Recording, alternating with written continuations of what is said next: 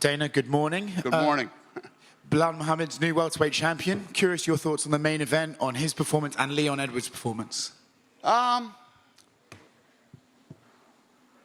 Wasn't a barn burner. So I think the UFC and the fans, we're all very selfish, right? And rightfully so. But just from that clip, you can see Dana wasn't happy about the Bilal-Leon fight. Now listen, I didn't stay up to watch it, and I'm kind of glad I didn't. But was it actually that bad? I don't think it was as bad as people thought it was going to be. I mean, Bilal did really good. And just with that situation and the Muhammad Mokaev situation, like the matchmakers telling him how to fight and to not wrestle and to be more entertaining, it's just a tough situation. It's like a debate, and I'm kind of on both sides of it. Like, I definitely see the side of like, yeah, we really want fights to be entertaining, but I also see the side of this is MMA and wrestling is a part of it.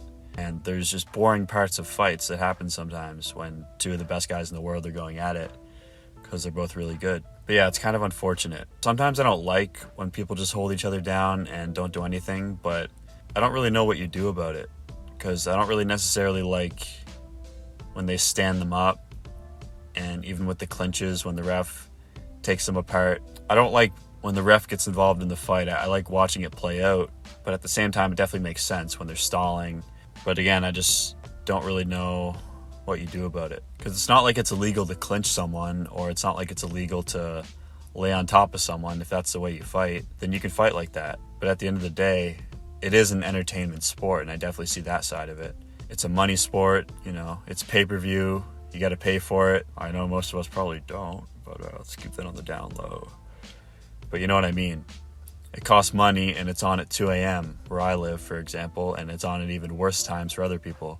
So because of things like this, we need to be entertained. If we're paying money and we're staying up late, we need to see good fights. And on the UFC side of things, if they want to make money, then you need good fights as well. So it's like, where's the balance here? I think it also depends on what perspective you're watching it from. If you're watching the UFC just strictly to be entertained, and you want knockouts and you want finishes, then a Bilal type performance isn't going to interest you at all. But maybe if you're watching it from a perspective of you're a Palestinian and you're a big fan of Bilal, or maybe you put $100 on him, then you're probably pretty happy watching him win the way he's winning. So maybe this is less of a problem for the hardcore fans. I know if I'm watching a fight and I'm rooting for a certain fighter for whatever reason, I don't really care that much how they win, but as long as they win, I'm happy. But I'm definitely not complaining if it's a more entertaining way to win.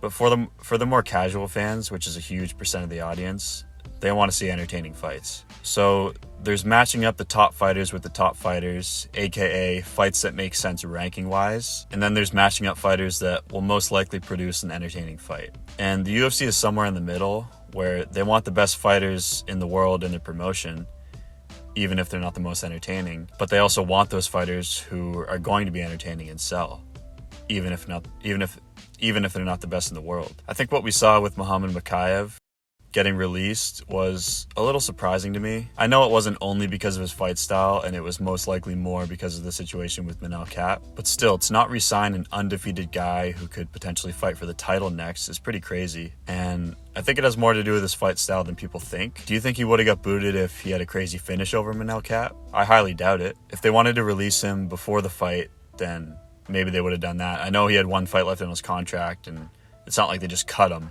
Like, his contract did expire, but, you know, usually guys like that who are winning, they re-sign without a question. But I think because the fight went how it went, they just had no interest in re-signing him.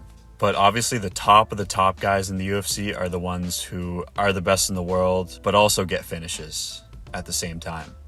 And that's why Tom Aspinall and Alex Pereira are on top right now. It's just a tough situation with guys like Bilal, because he just doesn't have a finishing type of fight style. At the same time, he's really good, but he's just not going to get finishes over the top guys. So where do you draw that line? Is the UFC more about strictly winning, or is it more about entertainment? Should these guys that aren't finishers try harder to get finishes? I think they probably should.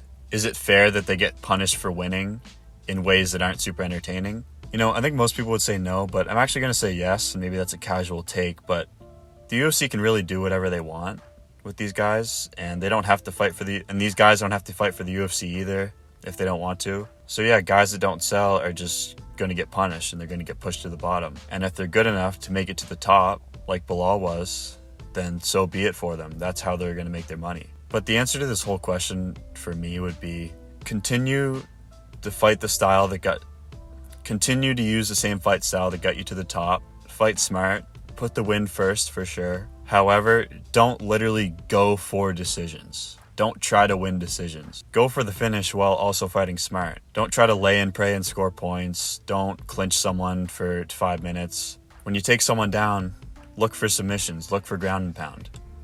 Look to inflict damage. Clinch someone on the fence, but throw some knees while you're at it. Don't just fight to win a decision. No one wants to see that, including the UFC, so you won't get rewarded. Thanks for watching and let me know your opinion on this below.